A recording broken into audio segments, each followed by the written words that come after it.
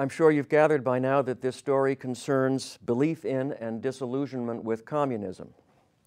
Communism is a philosophy of economic activity and life that seemed to come out of nowhere in the late 19th century, became the way of life for much of the human race by 1950, and then suddenly vanished in the 1980s, except for a few holdouts like Cuba and North Korea. Rarely, I think, in human history has a philosophy spread so far, so fast, been such a big deal, and then, poof, it's gone. And if you didn't live through it, you may wonder what it was. Well, there's an elaborate philosophical basis for communism, as there is for Nazism and almost every other ism, but I want to concentrate on what it means in the real world when it becomes the governing paradigm of a country. It's about the abolition of private property and private life and individual rights, and in theory, one hopes, the creation of a new society in which everything will be shared by everyone in common and planned so that everyone has enough and no one has too much. The idea of everyone sharing everything is an ancient one. You can find it in Plato and Aristophanes. But the Industrial Revolution of the 1800s gave that idea new power in some minds because there was a huge amount of wealth created with these enormous business enterprises and factories, and people left the villages and they moved to the big cities where they worked in factories.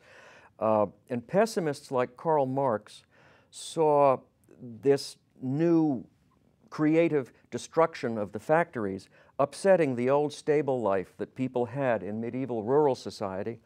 And the pessimists predicted that under capitalism, the rich would get richer and there'd be no rising tide that lifted all boats. The poor would get poorer too. And this would just go on, greater extremes.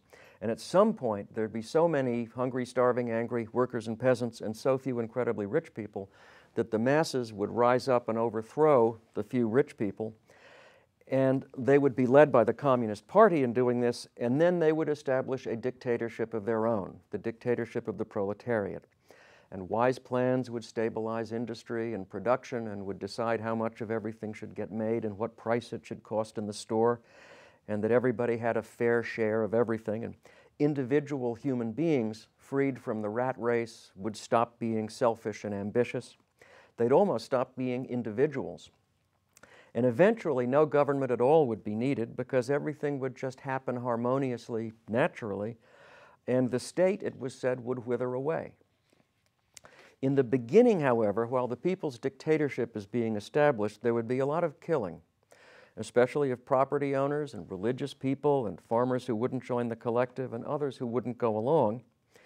And until the new harmony began occurring naturally, there'd be a lot of experts in the capital planning the transition to the new harmonious society.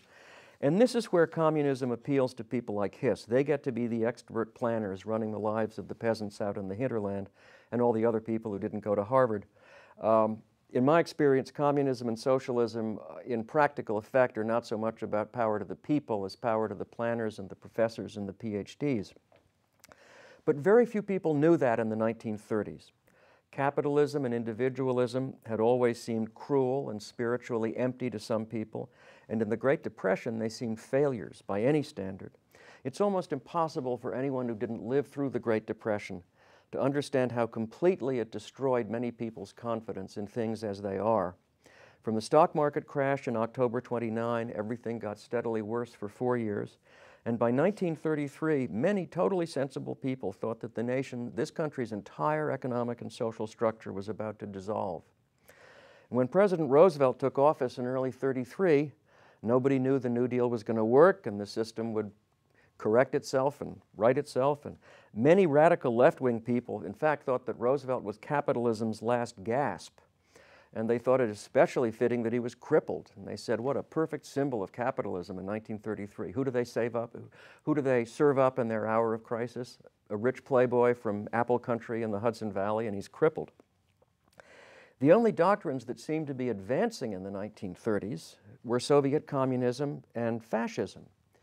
And between those two, communism seemed more rational, optimistic, humane, universal, and welcoming. It was hard to know what was really going on in the Soviet Union. Some of the really most horrible things hadn't happened. In the early 30s, as I think I mentioned in a previous video, the Communist Party was an explicitly revolutionary organization. But in 1935, Moscow got very frightened of the rise of Hitler and the fascists in Japan, and the party changed its tune. The party in this country always followed orders from Moscow, and they took on a new identity called the Popular Front. They minimized all differences between themselves and others to the left of center. And they said to the rest of the world, we're not revolutionaries, we're just liberals in a hurry, or we're the shock troops of the New Deal. And this charm offensive won over a lot of people and also led some people to become what were called fellow travelers, which is a term used to describe non-communists who were willing to cooperate with communists.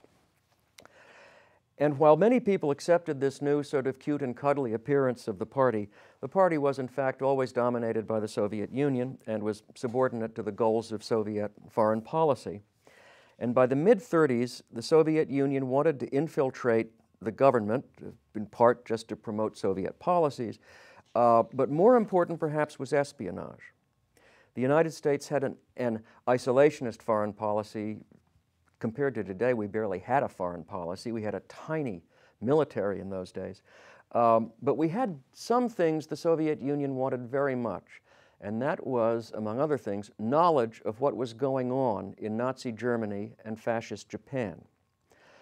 Fascists had come to power in both those countries, which were on either side of the Soviet Union and were sworn to the destruction of Marxism and communism. And the Soviet Union didn't have a lot of people in those countries. They were probably followed around, all their diplomats. You had a totally controlled news media. The government in those countries didn't give out a lot of accurate data. But we in the United States knew a lot. We had extensive business dealings with Germany and Japan, lots of tourism, and a large diplomatic presence in both those countries. And KGB recruiters in this country went to sympathetic people in the U.S. government, people they thought might be progressive-minded Americans, and they never said, "Hi, I'm asking you to commit treason." They would get to know you and say, you know, you and I are progressives, you and I know the Soviet Union, maybe we're a little rough around the edges, but we're still on the side of the people. There are no enemies on the left. And if you ever see anything in your office that has to do with what's going on in Germany or Japan, it would be really wonderful if you could help pass that paper to us, and we'll pass it on to the Soviet Union, and you'll be helping to fight fascism. The issue was whether Alger Hiss was one of these people. And that's enough philosophy, and in the next video we get back to the action.